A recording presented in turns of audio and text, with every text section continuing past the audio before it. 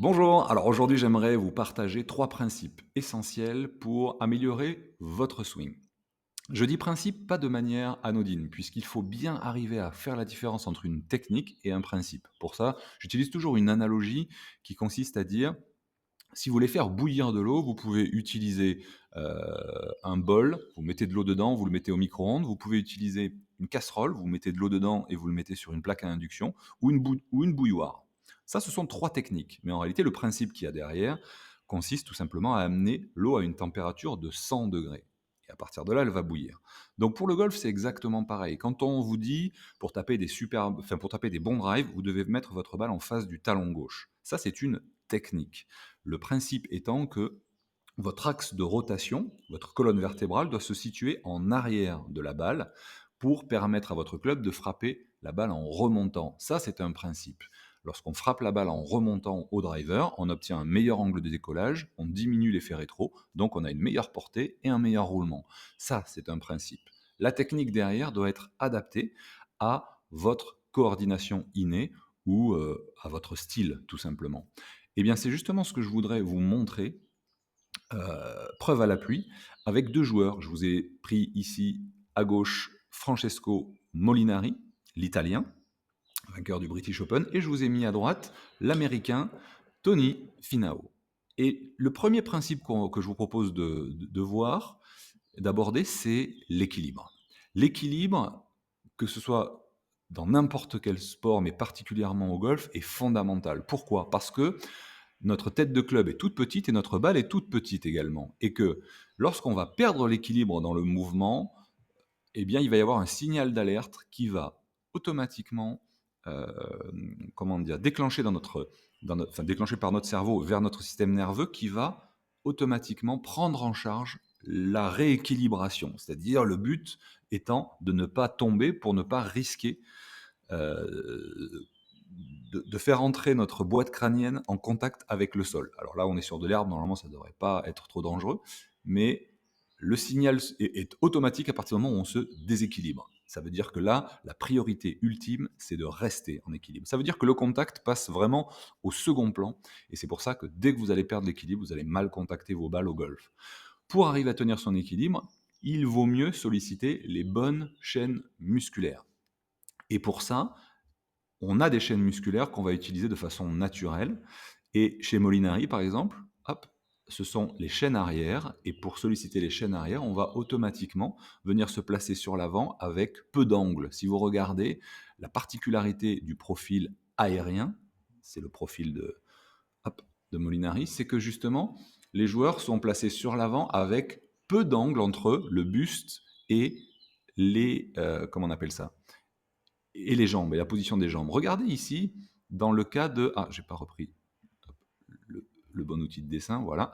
Dans le cas de Tony Finau, regardez, l'angulation ici, au niveau de son buste et de ses hanches, est nettement plus marquée.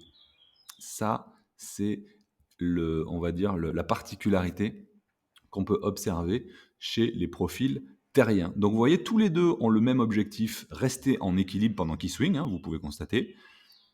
Voilà, ils sont en parfait équilibre. Ici, ça ne bouge pas. Ici, ça ne bouge pas. C'est essentiel pour arriver à avoir un bon centrage, simplement pour arriver à avoir un bon équilibre. Ils n'utilisent pas du tout les mêmes positions de départ. La deuxième chose, mais qui va être, vous allez le voir directement, le deuxième principe qui va être directement, hop, induit, ou en tout cas le choix de la technique, pardon, qui va être directement induit par justement cette préférence aérienne ou terrienne. Vous voyez, je matérialise l'inclinaison de la colonne vertébrale. Regardez, ça indique 60 degrés, et quand vous regardez ici pour Tony Finau, on est plus autour de 45 degrés. Donc on a une inclinaison qui est beaucoup plus marquée chez Finau. Le principe, c'est que derrière, les épaules vont tourner perpendiculairement à la colonne vertébrale. Et donc, regardez ce qui va se produire inévitablement, c'est que le plan des épaules de Molinari est largement plus horizontal, beaucoup plus plat, vous voyez, par rapport à la balle, que celui de Tony Finau, qui lui, regardez, a un plan d'épaule juste au-dessus de la balle. Mais vous le comprenez bien, tous les 2 font, entre guillemets, «la même chose», c'est-à-dire qu'ils tournent leurs épaules perpendiculairement à la colonne vertébrale, on le voit là, mais le buste étant plus incliné quand on est terrien, eh bien, on a une épaule gauche qui est beaucoup plus basse, donc beaucoup plus le sentiment de tourner par en dessous, alors que lorsqu'on est aérien, on va tourner beaucoup plus de façon horizontale. On appelle ça à gauche une rotation, à droite une translation. Je ne vais pas rentrer non plus dans le détail, je vais vous donner quelques indications supplémentaires et comment accéder à des indications supplémentaires juste après le troisième point. Le troisième point qui est l'utilisation du sol pour donner de la puissance. Vous avez très probablement entendu parler de cette expression qui dit un swing commence toujours du bas pour finir vers le haut, de bas en haut.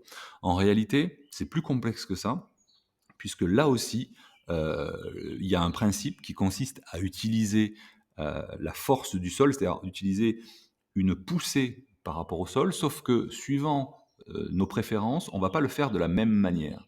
Par exemple, Molinari, qui est un aérien, regardez, va utiliser le sol, mais en venant chuter à la descente pour rebondir. Donc il va y avoir effectivement, si je prends à partir d'ici, regardez ses jambes, on va avoir l'impression qu'il pousse dans le sol, d'accord. Regardez sa casquette, hop, on a l'impression qu'elle remonte un tout petit peu. Alors que ici, on pourrait voir la même chose, regardez, là aussi on voit qu'il pousse dans le sol, simplement, lui en montant, regardez sa casquette par rapport au fairway juste derrière, vous allez voir qu'il va s'ancrer, il va venir chercher la puissance en s'ancrant dans le sol. A l'inverse, si je prends Molinari qui est un aérien, lui, regardez sa casquette par rapport aux arbres derrière, lui il reste très léger, très haut, et il va venir s'ancrer, c'est pas vraiment le bon terme, mais il va venir lui chuter plutôt, voilà. Il va aller venir chercher cette force dans le sol en se laissant d'abord tomber, puis remonter. Donc on est plutôt sur un effet de trampoline ici, et ici on est plutôt sur un effet de j'ancre et je pousse. Donc vous voyez l'esprit, c'est que les deux joueurs respectent trois principes: avoir un bon équilibre pendant le swing, avoir une rotation, c'est-à-dire un angle de rotation perpendiculaire à la colonne vertébrale, et utiliser le sol pour rajouter de l'impulsion dans ses frappes, donc de la distance. Simplement, chacun utilise des techniques différentes. Et si on voulait encore plus loin, ce n'est pas uniquement lié au profil, c'est-à-dire ce n'est pas uniquement lié à vos préférences naturelles, c'est aussi lié à vos spécificités physiologiques, c'est-à-dire que votre tonicité musculaire, votre niveau de souplesse et votre morphologie, si vous avez des grands bras, des petites jambes, etc., vont avoir une influence énorme sur le curseur, moi ce que j'appelle le curseur, c'est-à-dire dans quelle proportion vous allez appliquer telle ou telle technique. Donc vous l'avez compris, le but du jeu pour vous aujourd'hui, c'est d'arriver à bien prendre conscience et connaissance des principes que vous avez à respecter, et ensuite de pouvoir utiliser une technique qui respecte ce principe. Là où réside la difficulté, c'est savoir quelle est la technique qui va vous correspondre le mieux. Et c'est justement ce que je vous propose de découvrir dans un cours que j'anime actuellement, un cours interactif qui est complètement gratuit, dans lequel je vais vous montrer justement comment découvrir vos préférences et adapter votre technique en fonction justement de votre profil de coordination inné. Pour le rejoindre, c'est très simple, je vous ai mis le lien dans la description, dans le i comme info et dans la zone de commentaires, et je vous retrouve tout de suite. Bye bye.